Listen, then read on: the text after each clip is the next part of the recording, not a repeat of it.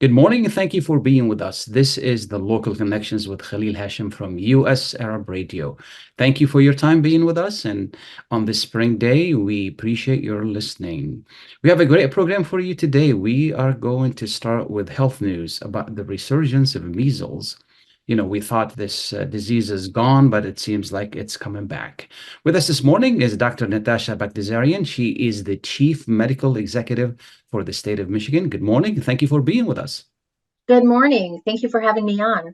Absolutely. We appreciate you taking the time. Again, we thought this was behind us, and now we see a resurgence of that. What's going on? It's very unfortunate. So measles is one of those diseases where we have an incredibly effective vaccine. The vaccine is 97% effective if you receive both doses. And so this should not be an issue that we're seeing in 2024. But what happened is our vaccinations went down. People got fewer vaccinations since COVID-19, probably because some of the misinformation about vaccines that's out there right now. And this is happening as global measles cases go up. And so more people who are traveling are now at risk of bringing back measles. The first 3 cases that we had were all in travelers who went to locations in the Middle East, in fact. And so if you're traveling and you're unvaccinated or not immune to measles, you risk being exposed. Okay, so what do we have to do? Well, the most important thing right now is to make sure that you've had your vaccinations. If you are an adult born in the United States before 1957, we assume that you are immune because measles was widely circulating before the 1950s. So if you were born before 1957 in the US, we typically assume that you are immune. After that, in the 1960s, most people started getting vaccinated. So if you are an older adult, check with your family members to make sure that you got your vaccines in those early days. Now, if you are a younger person, you can go to our Michigan immunization record and check to see if you've been vaccinated. We've got a link that allows you to check your vaccination status online. You can also talk to your healthcare provider or your local health department to find out if you have been vaccinated against measles. Is there a test to find out whether you have been or not? So there are tests that can look for antibodies to measles. And some doctors, if you go and you ask them your status and they can't find your vaccination records, they may check that test to see if you have antibodies against measles. Based on your history as well, they may just simply say, well, we're not sure, and it's probably safer just to give you the vaccine. So I would talk to your healthcare provider to see which category you fall in and to see if your vaccine records are available. Okay. What's measles and who's at risk? Measles is highly contagious. Now, this is a disease that used to kill hundreds of people before we had the vaccine. It used to kill about 500 people in the United States every year before we had that vaccine in the 1960s. What it does is it causes high fever. It can cause runny nose, sort of red eyes, and then a rash that starts at the head and works its way down the body. And it is so contagious, in fact, that it can be airborne for up to 2 hours. So you can actually contract measles even if you have not been in the same room at the same time as someone with measles. You can get measles from someone who's left a room recently. It's much more contagious than things like even COVID-19 or influenza. And anyone who does not have antibodies is at risk. If you have been vaccinated, or if you've had measles as a child, then we typically assume lifelong immunity. So it's really, really important to make sure that you're immune to measles. Is it life-threatening? It can be. So children who develop measles, they have about a 20% risk of needing to be hospitalized. And that's very high. When you think about other diseases, so 20% is really high. And then the death rate is just under 1%, which again is not trivial for something that is so preventable. So I highly recommend prevention in this case, especially if you are someone who plans to travel. If you're traveling overseas, most of the cases we've seen so far have been imported cases from overseas. there have been imported cases from the Middle East. So if you're going overseas, please make sure you are immune to measles before you travel. But there are also outbreaks happening in multiple places around the country. There's a big outbreak happening in Chicago right now. So even if you're planning just domestic travel, it's better to be immune to measles. And then there's the likelihood of transmission even in Michigan. So really, we recommend everyone check your immune status to measles. Yeah, and I think the lag, as you and I talk about this before, of some people, skipping some vaccination is really playing a role here, I'm assuming. Absolutely. Measles is something that, because it's so contagious, we really need about 95% of our population to have antibodies and to protect those who can't get vaccinated. So young babies, for example, who can't get vaccinated, people who are on chemotherapy, people who have other reasons for having weakened immune system. We've got to protect those people. And that means we need to all, as a community, make sure that we do our part and we get the vaccine. Does it attack any organs or just like a skin issue? So it can, in fact, cause pneumonia and an encephalitis or a swelling around the brain. So this is something that can have really serious and devastating consequences if you don't have immunity. Yeah, and vaccines are available everywhere. This is a very, very common vaccine. It's recommended for children, usually at around the 1 year mark. And so most doctors' offices, most pediatricians' offices will have it. They're available. Local health departments are also places where you can get the vaccine, and some pharmacies offer it as well. Mm-hmm. Is it free? So in typically vaccines for children, there are subsidies for it's covered. Vaccines for children are widely covered by Medicaid and by other health insurance companies as well. Vaccines for adults, again, covered by most insurance and Medicaid, but I would talk to your local health department if you don't have one of those types of insurance, and if you're an adult who wants to make sure that you are protected. Yeah. What kind of a season have we had when it comes to, like a little update on COVID and the flu season and last time we talked about RSV, I believe. Yeah, so we're just at the end of our winter viral respiratory season. When the weather warms up and people are spending more time outdoors, that's when the rates of these viruses tend to go down. We had a COVID season that was about as bad as the one last year. Influenza, we actually ended up having two peaks of influenza. One, we just sort of started seeing a decline very recently. So flu is something that we saw very recently. I'm still picking up cases of flu in my clinic here. And RSV, we did again see a peak of RSV. So it's not too late if you have not had your COVID and flu vaccines to get them still. But remember, this is going to be an every year type thing where we recommend getting the updated vaccines in the fall to protect you over the winter season. If you didn't do it last fall, it's not too late. Please talk to your healthcare provider to see if you can get flu and COVID vaccine. How did the flu vaccine fare this year? It was a pretty good match. And again, we know that the flu vaccine and the COVID vaccine, they both protect against serious outcomes. So they may not protect against those very mild cases. People may still come down with the sniffles and some mild symptoms, but what they do is they keep you out of the hospital, out of the ICU, off of the ventilators, and they prevent death. And that's really our goal here, is we may not be able to prevent all mild illnesses, but we want to save lives and keep you out of the hospital. I was reading today that syphilis is on the return. That's kind of it's really mind-boggling to hear all of these diseases coming back. Syphilis is a problem. And in fact, where we are really concerned about syphilis is we're seeing more young women of childbearing age contracting syphilis. And that puts babies at risk if they are pregnant. And so we're seeing more cases of congenital syphilis. So that's babies who are born being exposed to syphilis in the womb. So if you are pregnant or thinking about getting pregnant, it's very important to make sure that you've had a test done to screen for syphilis. Absolutely. Is there anything I haven't asked you people need to know? I just I want people to stay healthy and safe. Make sure that you've had your regular preventative appointments with your healthcare provider. They can cover all of these topics then. But we are starting to see resurgences of some diseases that should not be a problem in 2024 because we have the tools. And so please talk to your healthcare provider and see how you can best protect yourself and stay safe and healthy. Thank you so much. We appreciate you taking the time to be with us. Thanks for having me on. Absolutely. We're going to take a short break. Please stay tuned. Are you going to start a restaurant or grocery store soon?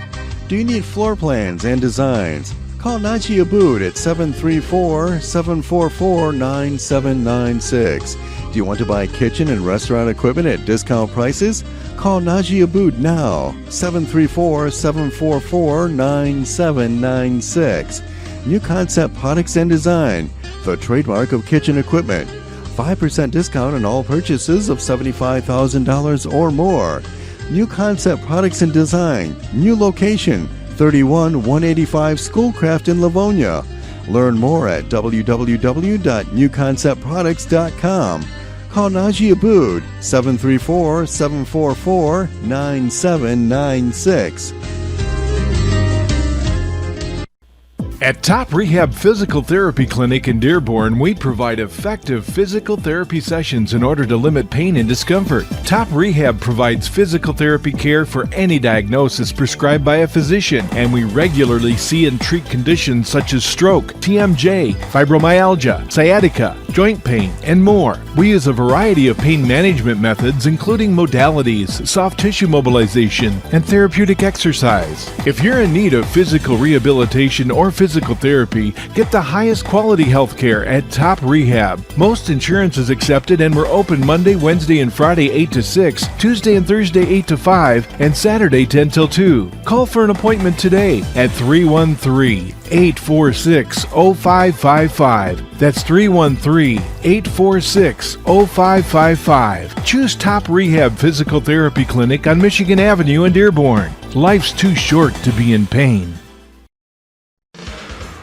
ArabNews.com, bringing you breaking news from across the Middle East and the latest on Arabs in America. Get inside the latest headlines with expert analysis and insights at ArabNews.com. Join over 5 million Facebook fans and over 10 million monthly readers. ArabNews.com, news that matters to you. Welcome back, and thank you for being with us. This is Khalil Hachem with US Arab Radio. We're going to turn to a different topic, and we are honored to introduce to the community the new FBI special agent in charge in the Detroit area, Mr. Gibson. Good morning, and thank you for being with us. Good morning, Khalil, and thank you for having me. It's truly an honor and a pleasure. Absolutely. Thank you. Thank you. And tell us a little bit about you. How did you get here? And a little bit about the FBI, what you do. And we can continue with the show. Absolutely. So as you said, my name is Gibson. I am the special agent in charge of the FBI here in Detroit, which covers the entire state of Michigan. We have about 600 men and women that work tirelessly day in and day out to ensure that our folks here in our great state of Michigan are safe and can move about the state as they see fit. I've been in the FBI now for about 21 years. Prior to that, I spent about 7 years in law enforcement in the state of Florida. In August of last year, Director Ray selected me for this post, and I've been here in this position since September of 2023. It has been a great pleasure working with the men and women of this office, my state and local law enforcement partners, but also my private sector partners and the community as well. Wonderful. So give us an idea for those who are not familiar with your organization. What do you do? What area do you cover? What kind of crimes do you try to solve?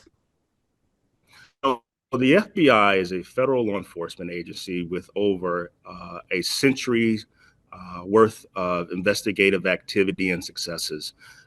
Here we have responsibility for a variety of crimes to include violent crime, public corruption, civil rights violations, you name it, we're responsible for. We actually have program management and investigative responsibility of a portfolio exceeding about 300 federal violations. So when we talk about civil rights, what part of civil rights we're talking about? So that's a very, very good question. So one of the things that myself, along with my team here in FBI Detroit, we've been focusing on post-October conflict in the Middle East is hate crime and how to differentiate hate crime from hate speech. We have gone out in partnership with the U.S. Attorney's Office, Don Ison, and her staff, and participated in a number of engagements to educate the public on what hate crimes looks like, and how you should report it to the FBI and your local law enforcement, and just educating the public that we are here to serve you and that you should not feel threatened because of the religion that you choose to serve, or how you decide to dress, or where you decide to worship.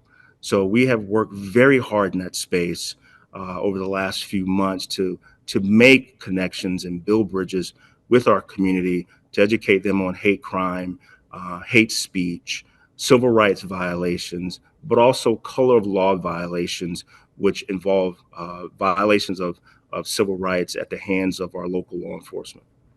What's the difference between hate crimes and hate speech, since we're talking about it? Hate speech is basically where a person, through their constitutional right, can say very disheartening, very nasty things without an action to carry out what they are espousing to do. It turns into hate crimes when they actually take some sort of action, whether it's assault, whether it's vandalism, or something that will cause a person or persons to be harmed, or a structure to be vandalized. Yeah. So basically when they act on it. Correct. Yeah. How about instigation of hate crime? Is that like a gray area? I mean, is it speech? Is it somebody went Yeah, in? it's a very gray area, but here's what I would tell the public and your listeners. That is a decision for us to decide. So what we would ask the public is if they feel that someone is instigating hate crimes or hate speech, to pick up the phone to call the local law enforcement or call the FBI at 1-800-FBI, 1-800-CALL-FBI, or you may submit a tip online at tips.fbi.gov and allow us and the men and women of this office, in partnership with our state and local partners, allow us to do our job and figure out whether or not the actions that that person engaged in actually violated a law. So that is our responsibility, and that is our call to action to the public, and that is what we're out here engaged in when we participate in these community engagement events, where we can share this information and educate the public, but also provide those contact numbers so that they can pick up the phone and call. Yeah, I hope that our listeners are intelligent enough not to engage even in hate speech. And I always giving the example, I have a right to stand on my front door and curse all my neighbors, but would that really make a good neighborhood? It would not.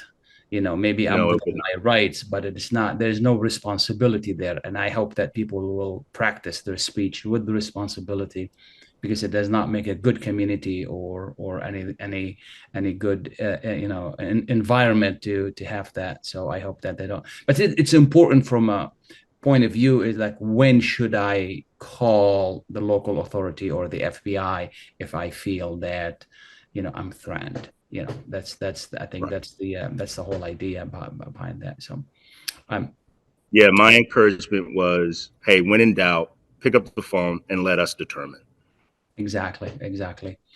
What other issues that keeps you up at night? I mean, what some of the main issues that you're working on? Whether it is identity theft or in addition to hate crimes, what other issues that you're working on these days? So one of the main issues that we're working on right now, as it pertains to the great state of Michigan, is complex financial crimes, and that's a very broad term which encompasses a lot of things. But what I want to talk about specifically is complex financial crimes as it's impacting our citizens here 60 and above. A recent 2023 report was published by the Internet Crime Complaint Center, which outlined the number of victims impacted by complex financial crimes in 2023. And I want to give you some statistics. As a nation, as it relates to the total loss of online scams, it exceeded 12 billion in 2023.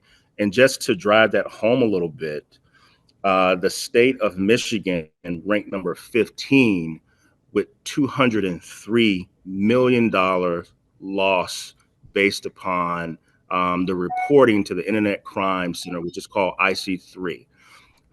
We in this space encourage our citizens, if they feel that they have become victim of an online scam related to business email compromise, or you feel that something is not right about the transaction or the engagement that you're having with a person and you're losing money, I encourage you to pick up the phone and call the FBI immediately. And the reason why, there's a 75% chance that we can recover most, if not all, of your assets if you report the incident to us in a very timely fashion. And I'll give you a recent example. I was briefed on a case here in Michigan where one of our residents lost a substantial amount of their retirement nest egg. And once they alerted their relatives done some research and determined that their parent had fallen victim to a scam. That family immediately picked up the phone, called the FBI, and we went into action mode. And we were able to recover all of that victim's assets because they picked up the phone and called the FBI. And I can understand that a lot of folks feel that it won't happen to them, or if it does happen to them, they are a little bit reluctant to report because that they are embarrassed that it happened. And that's understandable, but we are here to help you. And the most important thing that I want to convey is, you know, with regard to computer education, you know, as you get emails, please don't click on links in suspicious emails. Please do not provide your personal information to someone who you don't know.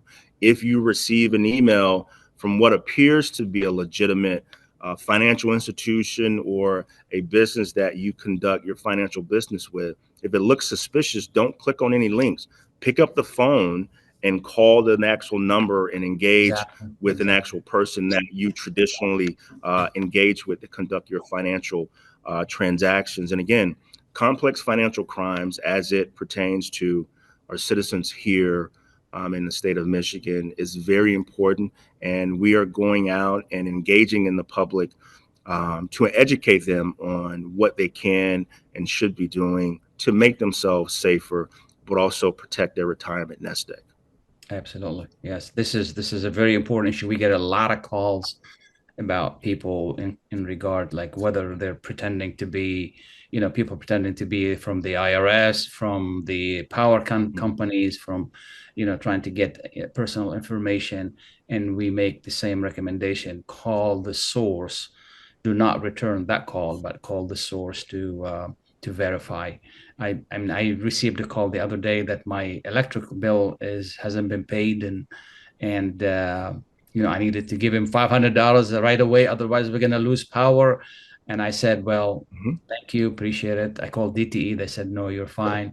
You know, and it came in through DTE line. I don't know how they did that, but they're so creative. You know, criminals are so creative. So yeah, with the evolution of technology, phone numbers can be spoofed, and you know, you can receive a phone call and it could give the appearance that they're calling from a legitimate entity. Absolutely. With the election coming up, the national, like the presidential election, anything we need to know? Yes, we are working hand in hand with our state and local partners here to educate and protect our polling election employees. We are sharing intelligence, and we are participating in what's called tabletop exercises, where we go through what if scenarios just to better prepare and develop that muscle movement to ensure that we are ready to respond and react if something were to happen, but also educate our polling employees on what to look for, some of the common trends that we're seeing around the nation as we've had various primaries throughout the state. And we are latched up, walking hand in hand. And I am pretty confident that the men and women of the FBI, as well as our state and local partners and our state voting commission, we feel that we're in a pretty good place as we move forward to the presidential election in November. Wonderful. I really appreciate the time that you spend in our community. I've met you several places, and that shows your intention to really get to know the community. What would like this community to do at the same time to improve the relationship between the FBI and the community? And Khalil, I will say this: it's truly an honor and a pleasure to have the opportunity to engage with the great folks here in Michigan and Dearborn Heights. So community engagement for me is very important. And it was one of the things that appealed to me when I arrived here in the office in Detroit. Over my law enforcement career, I've understand that we cannot continue to have success without partnerships with the community, our private sector partners, and our law enforcement partners, because contrary to popular belief, we can't do this by ourselves. It takes a village. And, since I've been here, I had the privilege and the honor to engage in a number of forums in the Arab American community and Jewish community alike, and the African American community.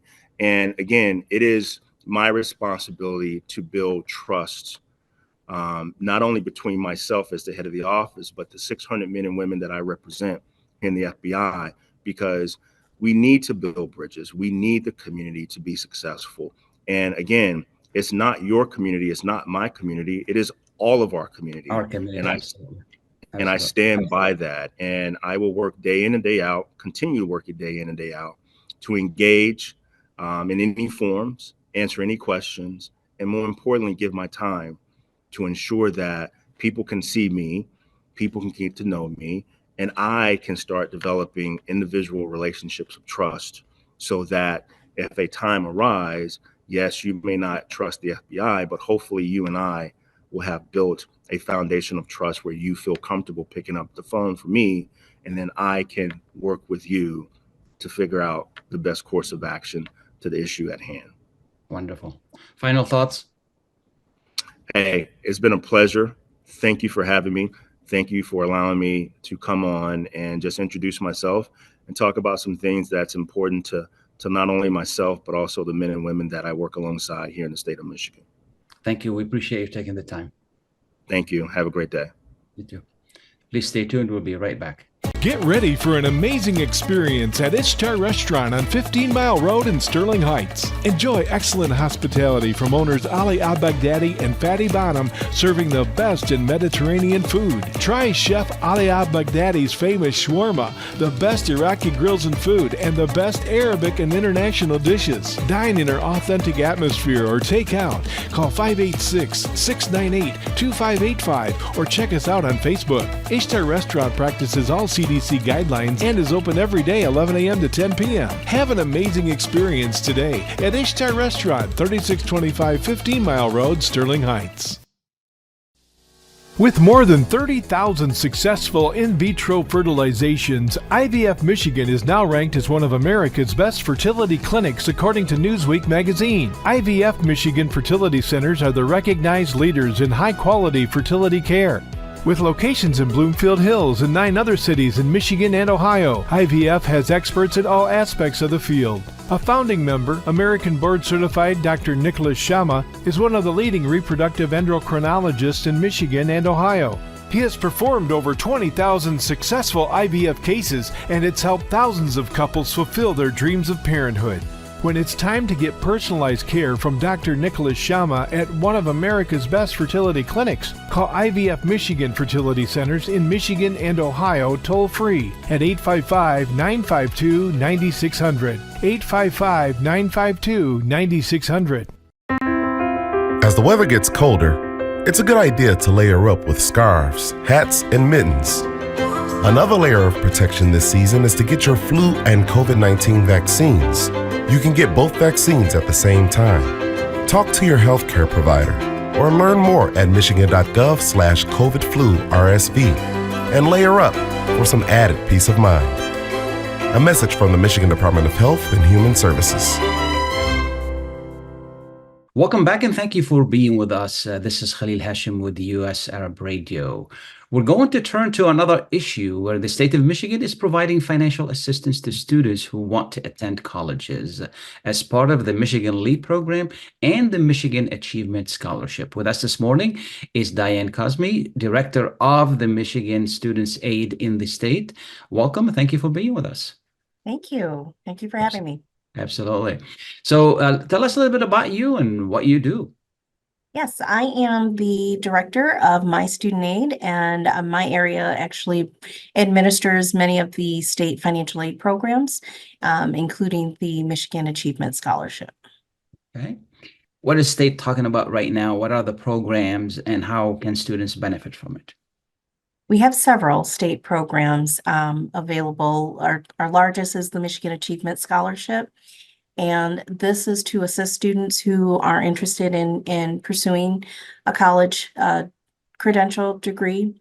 And it's for students who are interested in going to a community college or tribal college or university, four-year public college or university, and four-year private college or university. So it has a wide reach as far as a student could go to any one of those institutions and be considered for the Michigan Achievement Scholarship.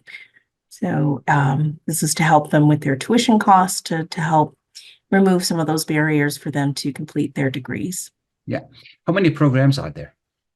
We have, as I said, we have several. I think at this point we have around 15 different state financial aid programs. So students could qualify by different means. We have some that are very specific for specific individuals like foster youth, children of veterans, students of survivors, tuition grant for fallen officers or firefighters.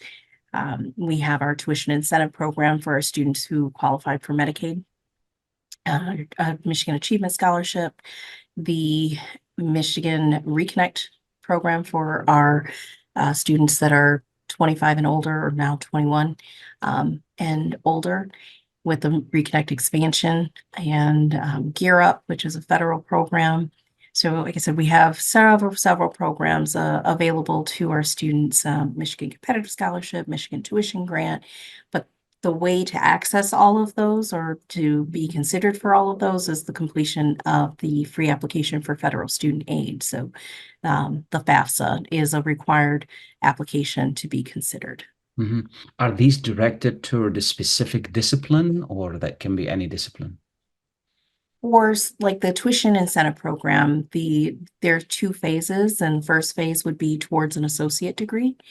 The Reconnect program would also be towards a credential certificate or associate degree. With the other programs we have, it's more towards the bachelor degree. But as far as what discipline a student could pursue, it just needs to be a degree granting program at that institution, at the participating institution. Mm-hmm, mm-hmm. For example, I mean, medical schools are very, medical schools don't qualify here. So since they're post 4 years, those would be the post or professional credentials. Okay. And as far as students, who qualifies? Well, again, given all the different categories, there are going to be different parameters of eligibility. So the very first thing students should be doing is completing the FAFSA to at least get that application started.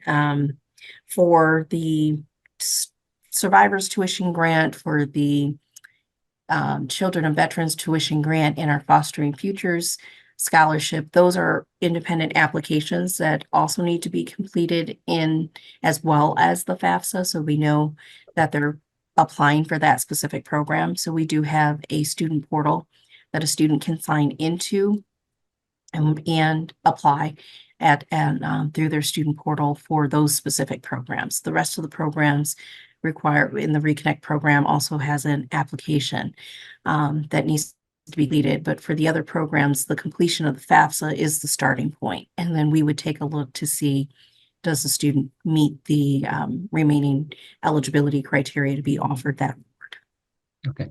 Are these new programs? The Michigan Achievement Scholarship is a new program. We are completing the first year of the program and beginning our second year in 24-25. Reconnect is a fairly new program as well. The rest of our programs have been pretty well-established programs. How popular are they? Do students take advantage of them? They do, but we know that there are more students who can take advantage of them. So we're definitely trying to raise that awareness that these state programs are available to our students. And I'm sure you'll see some marketing campaigns about completing the FAFSA, being considered for the Michigan Achievement Scholarship. And it's just trying to raise awareness across the state of Michigan that we do have financial aid resources available to our students. We just need to get them to engage, complete that FAFSA application to begin that process to see what they might be eligible for. Where do we find that application? For the FAFSA, it's FAFSA.gov. So FAFSA.gov is the where you can locate that application. For our student portal, where they can access the other information, if they go to michigan.gov/MI student aid, that's our website. There's going to be a landing page for students and families, and you'll find information on all of our programs there. You'll find a FAFSA resource page that gives students, helpful information on just going through the FAFSA process. So a lot of good information on that website. Yeah. It seems like there always a lot of help for students who want to go to college, and not many people really know about them. I've read that millions of dollars of federal aid, don't get claimed because people don't know about them.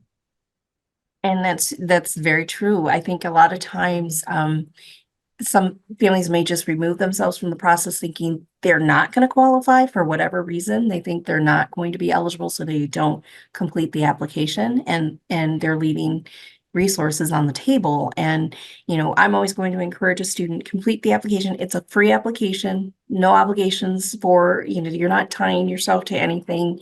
It is just, trying to see what you might be eligible for, what other resources become available by completing that application. So highly, highly encourage it, especially now with the new application. It's much more simplified. It's easy to complete.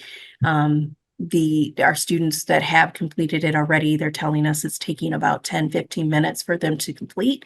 So the time commitment to complete the FAFSA is not a long time commitment, but the what you could qualify for could be life-changing. Absolutely. Nothing better than getting help. I came to this country and I did not understand all of these things, and I paid for my education, and it took me a long time to pay it off. So it would have been really, what would be really helpful is that if there is a specific website, maybe the state can get some kind of a grant to put a specific website to include all possibilities, whether they're provided by the state or not, so students can go there and see, all of the possibilities for help with tuition. I would encourage, our students that have questions on financial aid, don't know really where to start, go to our michigan.gov/MI student aid. That website has a lot of helpful information like what you were referencing. We have a page that's like dedicated to FAFSA resources. We give information linking students to specific colleges to see their financial aid information. So we're trying to gather all of that information and create a hub of resources to our students. So michigan.gov/MIStudentAid, that's our homepage that will provide a lot of helpful information for our students. Absolutely. When it comes to the application, and some people who called us are they concerned if they are self-employed, basically, and I just wanted to let them know because I went through it myself just to get an idea. Basically, what they're asking is whatever they file on taxes to provide that information. They're not going to get into, what do you make right now, what do you make this week, and so forth and so on. Is that correct? Correct. They're looking at prior information to just develop a snapshot of income information. Okay. And that's for the prior year, is that correct? Correct. Yes. Okay. This is how it works. Are there any other avenues where students can take advantage of as far as the state is concerned? Yeah, I mean, we're definitely a resource to our students, but with that FAFSA, you're going to open up federal aid eligibility consideration, also what the college or university might be offering to a student, because they also have their own funding resources for institutional dollars and scholarships. So we would encourage our students, look to your community foundations, look to the college or university that you're interested in attending to see what other financial aid options they might have. If a student works for a nonprofit, maybe check with a nonprofit to see if they have a scholarship that might be available. I think sometimes students really focus in that first year on scholarships, and maybe, they don't qualify in the first year, but scholarships are something that a student could apply for through, year 2, year 3 of college, depending on, area of interest, what they're studying. There may be other avenues available to them.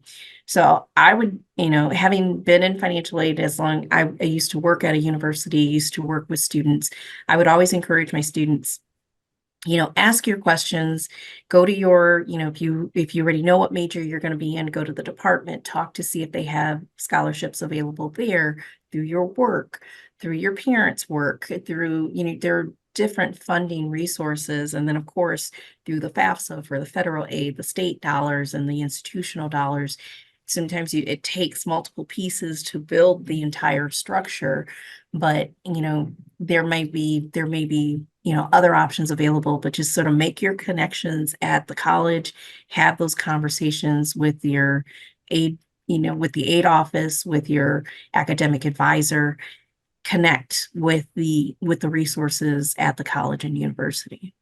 And that doesn't really preclude students from having more than one scholarship. Say that again. I'm sorry. Like, students can have more than one scholarship. Absolutely. Yes. I mean, there may be some like cost of attendance. You can't go beyond a certain amount, but students can definitely, layer scholarships with each other to help meet those costs. Absolutely. Opportunities are there, and they just need to find them and do some work and do their homework and do research and find them, and it'll make a long, tremendous amount of reward down the line. Is there anything I haven't asked you that people need to know? I would just say, to our students and families, ask your questions, reach out to your resources, your high school counselor, reach out to our team. We're here to help answer questions. The colleges are also there to help answer questions. There are a lot of support resources throughout the community that are trying to get this information to our students, and, don't hesitate to ask questions or ask for help. I really appreciate you taking the time to be with us. One more time, give us the website and if there's a phone number people that could use to get more information. Yes. If you want to complete the FAFSA, you're going to go to fafsa.gov to find information off of our state website. That's going to be michigan.gov/MIStudentAid. Questions can be given to, I'm sorry, I'm missing the phone number here, Okay. but the FAFSA.gov website will have a call Sure. information there, and they also have an online chat that can be utilized for assistance. Yeah. Most likely it's easier to tap into the website, and because, Especially now, it- because they're very busy, it's probably better to do that online chat and, reaching out to the high school counselor or contacting our customer care center. We can help with questions as well. Well, I want to thank you so much for taking the time to be with us. I really appreciate it. Thank you. I really appreciate it. Absolutely. Diann Cosme, from the Director of the Student Aid with the State of Michigan. Thanks again. Thank you. Please stay tuned. We're going to take a short break. We'll be right back. Life for Relief and Development has now been rated as one of the best charities for humanitarian aid. Life's humanitarian projects span the globe, and Life is celebrating its 30th anniversary of providing essential life-saving aid to people and communities in 36 countries, regardless of race, color, religion, or cultural background. Where there is life, there is hope. And when disaster occurs here or around the world, including being one of the first responders to the Turkey-Syria earthquake crisis, Life for Relief and Development rushes in to provide food, medical aid, and shelter to those in need. We are looking to help the earthquake victims, and we take 0% overhead on emergency donations. So please help improve these efforts. Learn more about our involvement to help the helpless and bring hope where it's needed most, and make your tax-deductible donation to Life for Relief and Development now at lifeusa.org or call 248-424-7493. That's 248-424-7493. Ziyad brand. Quality products from our family to yours. Ziyad Brothers Importing offers the finest quality products, including brands like Sultan, Kraft, Nestle, Hook, Rico Picon, Donna, and many more. Ask your retailer to carry these fine products because you deserve the very best. For more information, visit our website at www.ziyad.com. That's www.ziyad.com. Ziyad, quality products from our family to yours. Hey, Michigan drivers. Are you sending or answering group chats behind the wheel? Checking emails at the light? Calling family or friends on the commute? Michigan's hands-free law makes it illegal to manually use electronic devices while behind the wheel of a vehicle. Breaking the law could mean fines or even community service. Go hands-free, just drive. It's the law. Learn more at michigan.gov/distracted driving. A message from the Michigan Office of Highway Safety Planning.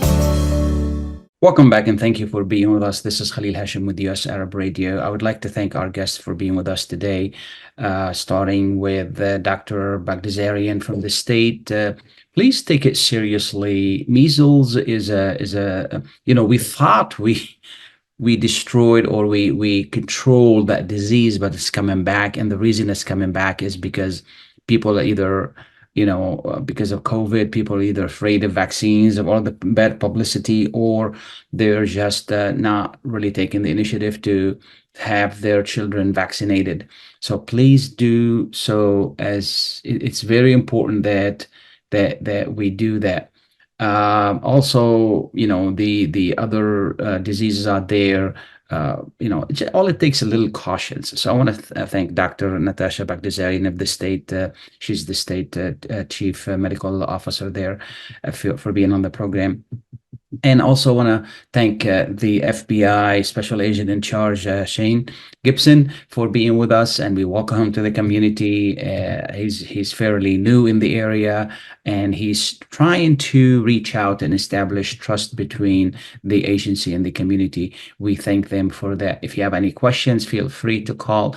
The issue of hate crime is a very important issue. Nobody should feel threatened, or nobody should really be subjected to hate crimes, no matter who they are. Yes, we can express our opinions and our thoughts. We're free to do so. It's a free country, but we need to practice responsibility. We need to be aware if we say something terrible that there are consequences. There may not be legal consequences, but there may be other consequences. But if and keep in mind, legal consequences are terrible consequences. You know, most of you have heard about the incident when somebody said something terrible at a rally in the area recently, and it really makes everybody look bad, and you know, bad judgment on behest of one person or coming from one person really makes everybody look terrible. We don't need that. We don't need to you know, we need to practice vigilance. We need to think about what we're saying. These are emotional issues. We're going through some difficult times locally, nationally, internationally. Our country is divided, and you know, we're politically divided, and then internationally there are a lot of international issues with, you know, people are very emotional about. So be careful what you say and how you say it. It could impact you inversely. It could have some legal issues. So be careful what you say. And again, you know, you may have a right to be belligerent and to be to use, you know, such language that is terrible, but it does not make a good neighborhood. It does not make a good community. What are you gonna get out of that? Nothing. So if you have an issue, there's always dialogue, and if you can't handle dialogue, you know, you can always just keep it to yourself. This is what I would say. So be careful what you say, be careful how you say it, because it could have really dire consequences. As far as the student aids, there's a lot of aid out there, and I just wanted to, you know, to provide this information to students. Try to take advantage of that, and you know, these are available for you. Every year millions of dollars gets returned to their source, because you know, whether it's a state, local communities, local foundations, and federal, because people don't take advantage of them. They're there for you. It's a terrible thing rather to graduate having tremendous amount of debts. You don't want to do that. Okay, if you can relieve yourself from those debts, is always a good thing. And when you're looking for a job and you have gotten scholarships from different organizations, you can just include that in your resume, and it looks good. If these organizations have trust in you and have confidence in you, I'm sure an employer will have a confidence in you as well. So please, you know, do so. And before I let you go, I just wanted to give you a very quick update on the housing market. As you all know, I work in real estate, and you know, the market is hot again, and it's going to be for a long time, for several years to come. And the reason is that from 2008 to 2016, we did not build new homes. So there is a gap in housing, and whenever there's a gap in housing and there is demand for housing, the price is going to go up. So expect the price of homes to continue increasing at a different rate. You know, right now, because of the interest rate a little bit high, you know, it may not increase as much, but it's going to increase. And the increase has been from between 5-6% to as much as 15% every year in the price of homes in the you know, and nationwide. Actually, it's not just in the state of Michigan, nationwide. So the demand is very strong. If you're looking for a home, if you have, definitely, if you need, if you're in the market to buy, you know, and when I say in the market, if you need a home, you need a home, because if you don't buy, what are you going to do? You're going to rent, and rent is you know, you're throwing money out of the window. You don't want to do that. There's nothing wrong with renting temporarily, but if you can buy, most likely your mortgage is going to be less than your rent, and then your home is an investment for you. There are a lot of benefits of buying. So if you really need a home, don't let the high interest rate scare you. And by the way, the interest rate right now is a little bit above 6%. The average interest rate at a normal time is between 5 and 6. So we're not really too far out from what interest rate is needs to be. In the past few years, interest rate was very low, and that was not the norm. It was more the anomaly. So I don't think they're going to go below 5, you know, so it's going to be between 5 and 6. So they may go down a little bit, but not a lot. If you need a home, don't let that scare you. You can always refinance. There are ways around interest rates. You can buy points. You can, you know, take an arm. There's so many things. Just pick someone you trust. Pick a professional. That professional will help you through your loaning process. Pick professional to help you through the buy-in process. Buying a home requires a strategy, requires knowledge, requires somebody who knows what they're doing to guide you through the process. It's very important to do that. You need help. You need to know what your home is worth. Please give me a call, 313-819-0101, 313-819-0101. Thank you so much for listening. Thank you for everyone. Have a wonderful weekend. We really appreciate you listening to us. Thank you, Mike, for great production, and thanks to all the staff. Have a wonderful weekend.